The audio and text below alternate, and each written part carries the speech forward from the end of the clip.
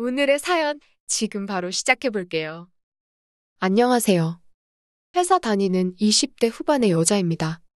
처음에는 너무 속이 상해서 제 주변 사람들한테 이야기를 했는데 저만 손가락질 받고 이상한 사람이 되는 것 같아서 아직도 그 일을 추스르지 못해 혼자서 전전긍긍하고 있어요. 이렇게 사연의 힘을 빌어서 한번 그 이야기를 해보려고 합니다. 제가 25살 때 처음 회사에 들어가게 되었습니다. 사회초년생들 다 똑같겠지만 하는 것마다 실수도 많고 긴장을 하고 있으니 평소에 잘 하던 것도 못하고 그런 시기였어요. 처음에 저에게 일을 가르쳐 주던 건 같은 사무실에 있는 여자 대리님이었어요. 그런데 노처녀 스테리인지 젊은 제가 꼴보기가 싫었던 건지 저한테 매일매일 같이 소리 지르고 못되게 굴고 난리도 아니었거든요. 그러다 보다 못해서 대리님보다 한 직급 높은 과장님한테 일을 배우게 되었습니다. 사무실에서 의자 소리 내지 말라고 말도 안 되는 억지 부리던 노처녀 여대리님하고 일하다가 얼마 전에 둘째가 태어났다고 행복해하는 가정적인 과장님한테 일을 배우니 천국이나 마찬가지였어요. 저는 못한다고 계속 눈치를 주면 잘하는 것도 더 실수를 하는 그런 사람인데 과장님이 늘상 뭐만 해도 잘한다 잘한다 예쁘다 하면서 칭찬을 해주시니 그동안 여대리님한테 배우면서 하나도 못했던 것도 하나둘씩 잘 해내가며 회사에서 나름 제 자리를 찾아나가고 있는 중이었습니다. 제가 다니던 회사가 야근도 많지만 술자리 회식이 엄청 많은 곳이에요. 요 몇 년간은 밖에 나가서 모여 있어도 안 되는 분위기라 많이 줄어들긴 했지만 제가 당시 일을 처음 배우던 시기에는 일주일에 5일을 출근하면 4번은 술자리가 있다고 해도 과언이 아닐 정도로 술을 많이 마시던 회식 좋아하는 회사였습니다. 저는 마냥 회식이 좋지만은 않았어요. 그래도 장점이 있었는데 술 먹느라 속은 조금 버리겠지만 그래도 당시 혼자 자취하고 있던 저였기에 회식 나가서 밥을 먹고 들어오면 저녁값이 굳는 느낌이랄까? 그런 기분이 들었거든요. 평소에 고기 같은 것도 집에서 잘 못 먹는데 회식 나가서 실컷 먹고 오자 그런 기분이었어요. 여전히 회식 자리는 불편했지만 저는 나름대로 피할 수 없으면 즐기자 하는 생각을 가지고 있었습니다. 그러던 어느 날이었지요. 부장님이 이번에 우리 팀에서 제출한 서류로 계약을 크게 따냈는데 그게 엄청 잘 되고 있는 상황이라 부장님이 한턱 쏜다고 하시더라고요. 부장님이 한턱 쏜다고 하면서 손에 들고 있던 건 법인카드였기는 했지만 아무튼 그래서 그날 약속이 있으면 무조건 취소를 하라고 하는 거 아니겠어요. 어차피 그날 약속도 없었고 그 주 내내 의미 없는 야근과 회식의 연속이었기에 차라리 야근 없이 빨리 회식하고 일찍 들어가서 집에서 잠이나 자면 좋겠다. 그런 생각을 하고 있었습니다. 저 말고도 우리 부서에 있는 모든 사람들 전부 저와 같은 생각을 가지고 있었을 거예요. 어차피 늦게 들어갈 거면 야근하지 말고 술을 조금이라도 일찍 마셔서 꽐라가 된 척 일찍 집에 들어가자 하는 생각이요. 회사 근처 번화가에도 좋은 집이 많았는데 부장님 아는 분 가게에 매출 올려줘야 한다고 해서 조금 멀리 주거지역 근처에 있는 삼겹살집에 오게 되었습니다. 그런데 모처럼 버카를 들고 왔는데 누가 삼겹살을 먹고 싶었겠어요. 더 좋은 거 먹고 싶지. 그래서 다들 1차에서는 술도 안 마시는 분위기였고 금방 끝나게 되면서 자연스럽게 2차 자리로 옮겨지게 되었습니다. 1차에서 술을 많이 마시지 않았으니 2차에서는 자연스럽게 술이 더 많이 들어가게 되었습니다. 난데없이 소맥을 마시기 시작해서 많이 걱정되었어요. 그래도 한동안 회식 계속 따라 나가면서 주량이 많이 늘어서 소주만 먹으면 그냥저냥 버틸만 했는데 저는 소맥에는 아주 쥐약이었거든요. 그래서 저는 최대한 조절을 하면서 조금씩 끊어 마시고 있었어요. 그런데 정신이 없어서 모르고 있었는데 과장님이 대화 도중에 은근슬쩍 제 술잔을 들고서는 마시고 있더라고요. 과장님이 제 옆자리에 앉아있기도 했고 제가 제일 구석자리였어서 술잔을 들 곳이 마땅치 않아서 제 왼손이 있는 쪽에 잔을 내려놨었거든요.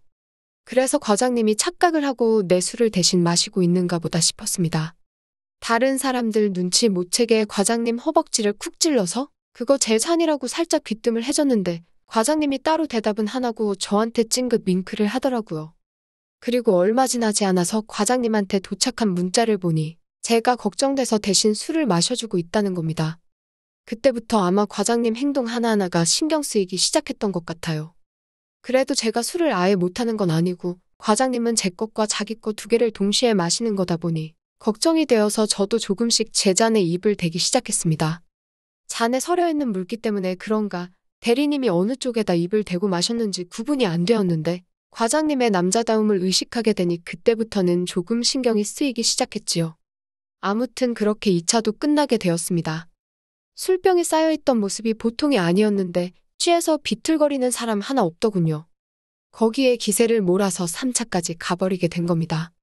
여직원이 저 혼자뿐만이 아니었고 처음에 저를 못살게 굴던 노처녀 사수도 있었기에 여자라서 늦게까지 자리를 못 지킨다. 이런 변명이 통하지 않더라고요. 그런데 왠지 모르게 그때도 과장님만 있으면 어떻게든 되겠지 하는 믿음이 생기게 되었습니다. 노래방에 갔는데도 이 사람들이 노래를 부르러 간 건지 그냥 술을 더 마시러 간 건지 싶을 정도로 부어라 마셔라 하고 있었습니다. 저는 솔직히 저녁 정도만 적당히 때우고 집에 가려고 했는데 3차 자리까지 끝나고 나니 새벽 1시가 넘어서 택시를 타야 했어요. 택시비 생각하면 저녁 한 끼 어떻게 때우는 것보다 훨씬 많이 나오기 때문에 오늘은 괜히 손해봤다는 기분이 들기도 했습니다. 택시를 기다리고 있는데 과장님이 저한테 슬쩍 다가오더라고요. 택시 잡지 말고 자기가 대리를 불렀으니까 타고 가라고요. 방향이 같은데 가는 길에 내려주겠다는 거지요. 그때 마음이 막 떨리더라고요. 제가 사는 곳이 어딘지 어떻게 알고 있는 건지. 같은 방향인 걸 이미 알고 있다는 이야기나 만나가지였으니까요. 그렇게 과장님하고 같이 차 뒷좌석에 타게 되었습니다. 날이 조금 추웠어서 그런가? 아니면 평소보다 술을 더 마시게 되어서 그런가? 과장님 차에 타자마자 저는 잠에 들고 말았습니다. 얼마나 잤는지 모르겠는데 다 도착했다는 소리에 잠에서 깨게 되었어요. 아래쪽이 묵직한 느낌이 들어서 봤는데 과장님이 언제부터인지 모르게 제 다리를 베고 잠에 들어있더군요. 평소 같으면 많이 놀랐을 텐데 유부남 과장님이 술자리에서 보여준 남자답고 어른스러운 모습이 있어서 그랬나 오히려 떨리기 시작했습니다. 그런데 도착했다는 소리에 주변을 살펴보니 처음 보는 곳이었어요. 여기가 어딘가 하고 과장님을 흔들어 깨우니 과장님도 일어나서는 앞불싸 싶은 표정을 짓더라고요. 과장님도 차에 타자마자 저처럼 잠에 들은 거고 그러다가 대리기사님한테 저를 중간에 내려주라는 부탁을 하지 않고 그냥 자기 집으로 직행을 해버린 겁니다. 당황스러운 가운데 일단 주차장에서 차에서 내려 택시를 불러야 하나 생각을 했어요. 그런데 술 기운이 갑자기 올라오더라고요. 평소보다 술을 너무 많이 마셨고 긴장을 해서 그랬나 봅니다. 그래서 과장님 차에서 내리자마자 주차장 기둥을 붙잡고 거기에 다 쏟아내버리고 말았어요. 과장님이 등을 두드려주는데 다른 것보다 추한 모습을 보인 것 같아서 괜히 얼굴이 새빨개지고 쪽팔리다는 생각이 들었습니다. 그래서 고개도 들지 못하고 택시 붙잡아서 집에 가겠다 뛰쳐나왔는데 과장님이 저를 쫓아 따라 나오더라고요. 그러더니 이 시간에 그렇게 술 취해서 택시를 어떻게 태워보내냐고 하면서 과장님이 자기 집에서 자고 가라는 겁니다. 사모님이 계실 텐데 회사 여직원이 어떻게 자고 가냐 했더니 와이프는 마침 친정에 가서 빈집이라고 하는 거예요. 오늘 회식이 갑자기 잡힌 게 아니고 사실 자기는 오늘 회식이 있을 줄 미리 알고 있었다고 해서 아내가 애들 데리고 친정에 가 있게 했다는 겁니다. 내일 점심 먹고 나서야 집에 돌아올 테니 그렇게 걱정하지 말라고 하더군요. 평소였다면, 아니, 그 상대방이 다른 사람이었다면 당연히 택시를 타든 내 발로 기어서 가든 집에 들어갔을 테지만 과장님이 자고 가라는 말에 반항도 할 수가 없더라고요. 정신을 차리니 저는 이미 과장님 집에 들어와 있었고 화장실에서 들려오는 물줄기 소리에 잠을 이룰 수가 없더라고요. 심지어 손님방에서 재웠다가는 아내가 자기가 누굴 데려왔다는 사실을 눈치챌 수 있으니 손님방 말고 그냥 안방 침대에서 자라고 하더라고요. 과장님은 거실에서 주무시겠다 했고요. 마음 졸이고 있는 상황에 과장님이 자연스럽게 침대로 쑥 들어오더군요. 그러다 곧장 놀라서 튀어올랐습니다.